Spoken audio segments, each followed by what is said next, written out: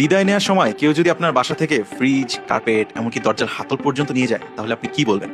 ভালোবাসা নিয়ে গিয়েছে। 12ই মার্চ 1972 ঢাকা স্টেডিয়ামে ভারতীয় বাহিনীর বিদায় কুচকাওয়াজে শেখ মুজিবুর রহমান বলেছিলেন, ইচ্ছা থাকলেও বাংলাদেশের জনগণ তাদের আতিথেয়তার হাত আপনাদের দিকে প্রসারিত করতে পারে। আমার অনুরোধ, আপনারা বাংলাদেশের মানুষের ভালোবাসা সঙ্গে করে নিয়ে যান। কথাটা সুন্দর, কিন্তু সমস্যা হলো তারা শুধু ভালোবাসা সঙ্গে করে নিয়ে যায়নি। ভারতীয় বাহিনী ফিরে যাওয়ার সময় ভালোবাসার সাথে বিপুল পরিমাণ সম্পদ লুটপাট করে নিয়ে যায়। কিছু শিখ অফিসার ও তাদের জওয়ানেরা যশোর, কুমিল্লা, ঢাকা ও চট্টগ্রামের ক্যান্টনমেন্টে এবং খুলনার বিভিন্ন ফ্যাক্টরি ও কারখানায় লুটপাট শুরু করে। সেই সময় সদ্য স্বাধীন দেশে ভারতীয় বাহিনীর এই অস্বাভাবিক লুটপাট দেখে বিদেশিরা অবাক হয়ে গিয়েছিল। ব্রিটিশ নিউজ পেপার গার্ডিয়ানে বলা হয়, মিল ফ্যাক্টরির মেশিনারি ও যন্ত্রাংশ পর্যন্ত লুটপাট করে ভারতীয় সেনারা। পাকিস্তানি বাহিনীর অস্ত্রশস্ত্র ছাড়াও খাদ্যশস্য, পাট, সুতা, যানবাহন, এমনকি সমুদ্রগামী জাহাজ, কারখানার মেশিনপত্র ও যন্ত্রাংশ পর্যন্ত লুট করে। সব মিলিয়ে তখনকার হিসাব অনুযায়ী লুট করা এই সম্পদের মোট মূল্য ছিল প্রায় $2.2 বিলিয়ন।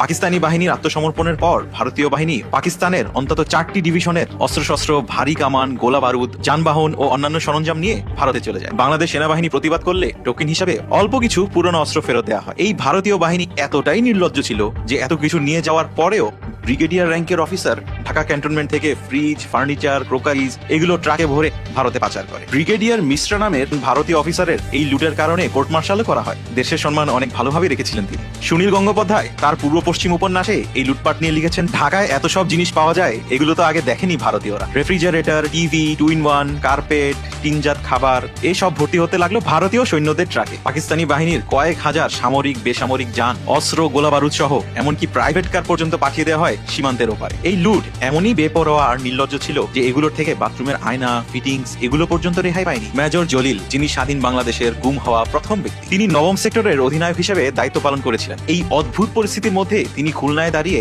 একাই দেশের সম্পদ রক্ষার লড়াই করে গিয়েছিলেন। তিনি নিজের সামর্থ্য অনুযায়ী যে কয়টি গাড়ি রক্ষা করতে পেরেছিলেন সেগুলো রিকুইজিশন করে তিনি সার্কিট হাউসে মুক্তিযোদ্ধাদের তত্ত্বাবধানে রেখে যান। এই সাহসী চেষ্টাটাই কি তার জীবনের সবথেকে বড় ট্র্যাজেডি হয়ে দাঁড়িয়েছিল? সেটা জানতে হলে পার্ট 2 মিস করবেন না।